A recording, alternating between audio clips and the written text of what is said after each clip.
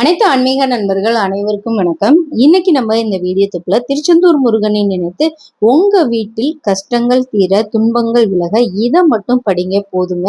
கண்டிப்பா இதை நீங்க தொடர்ச்சியா படிச்சுட்டு வந்தீங்கன்னா உங்க வீட்டுல உள்ள கஷ்டங்களும் சரி, துன்பங்களும் சரி, அதே போல எந்தெந்த பிரச்சனைகள் இருக்கும் 100% சரியாகுங்க. ஏன்னா நம்ம எந்த வழிபாடுகளையும் சரி, எதையும் உச்சரிச்சு வழிபாடு செய்யும் பொழுதும் சரிங்க, அதை நம்பிக்கையோட மனதார நம்ம அந்த வழிபாடை தெய்வங்கள்கிட்ட கொண்டுட்டு போய் நம்ம சேர்க்கணும். இப்போ ஒரு சிலர்லாம் பார்த்தீங்கன்னா நம்ம கடமைக்காக கடையிலே அவசர அவசரமா அந்த சூடம், விபூதி, கற்பூரம் எல்லாத்தையும் அவசர அவசரமா கும்பிட்டு அவசர அவசரமா அடுத்த வேலைக்கு போயிடுவாங்க.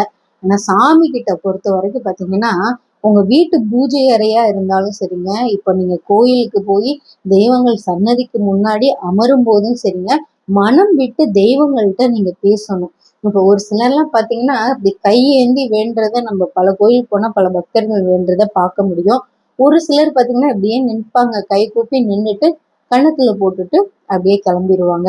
அதனால நீங்க ஒரு நிமிஷம் அமருங்க, தெய்வங்களை பாருங்க, பார்த்து நீங்க மனசுல உள்ள குறைகள் எல்லாம் சொல்லுங்க. ஏன்னா இப்ப பாத்தீங்கன்னா நம்ம அனைவருமே பிரச்சனை இல்லாதவங்க யாருமே கிடையாது. ஆனா ஒரு சில பிரச்சனைகள் தீர்க்கிறதுக்கான வழியை காமிப்பாங்க. ஆனா ஒரு சில பிரச்சனைகளை கடவுளே தான் தீர்த்து வைப்பாங்க. ஏன்னா நம்மளுடைய ஒரு சில பிரச்சனையை தீர்க்கிறதுனா பாதைகளையும் வழிகளையும் அவங்க நம்மளுக்கு காமிப்பாங்க. இப்போ இவங்கள்ட்ட நீ போனீன்னா இந்த பிரச்சனை தீரும் அப்படின்ற மாதிரி கடவுள் நம்மளுக்கு ஒவ்வொரு விஷயங்களையும் ஒவ்வொரு மனிதர்கள் மூலியமா நம்ம காமிப்பாரு.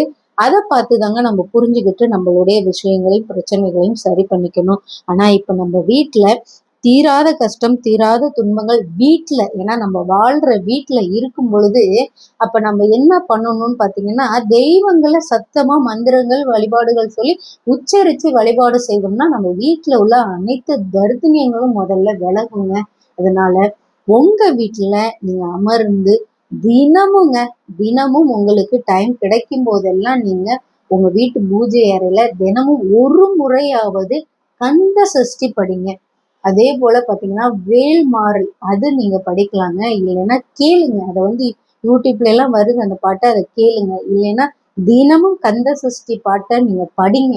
அதுல உள்ள அனைத்து கஷ்டங்களும் அனைத்து துன்பங்களுமே நீங்க கந்த சஷ்டிய மனதார அந்த வரிகளை உச்சரிச்சு வழிபாடு செய்யுங்க. முருகப்பெருமானுக்கு முன்பு அமர்ந்து ஒரு தீபம் தாங்க, ஒரு தீபத்தை ஏத்திட்டு இந்த கந்த சஷ்டியை மட்டும் பாராயணம் பண்ணிட்டு வாங்க. உங்க வாழ்க்கையில உள்ள எப்பேற்பட்ட பிரச்சனைகளும் சரி, எப்பேற்பட்ட கஷ்டங்களும் சரி, எப்பேற்பட்ட துன்பங்களும் சரி, அனைத்து விலகி சகல சௌபாக்கியங்களும் நம்மளுக்கு கிடைக்குங்க. ஆனா ஒரே ஒரு விஷயம் தாங்க இதுல, நம்பிக்கையோட நீங்க இதை தொடர்ந்து படிச்சுட்டு வாங்க. பெரிய மாற்றத்தையும் பிரம்மாண்டமான வாழ்க்கையவும் முருகப்பெருமான் உங்களுக்கு கட்டாயம் கொடுப்பாருங்க. இந்த வீடியோ பதிவு உங்களுக்கு பிடிச்சிருந்துச்சுன்னா நம்ம சேனலை நீங்க லைக் பண்ணி சப்ஸ்கிரைப் பண்ணிக்கோங்க. மறக்காம பெல் ஐக்கானை தட்டி விட்டுக்கோங்க.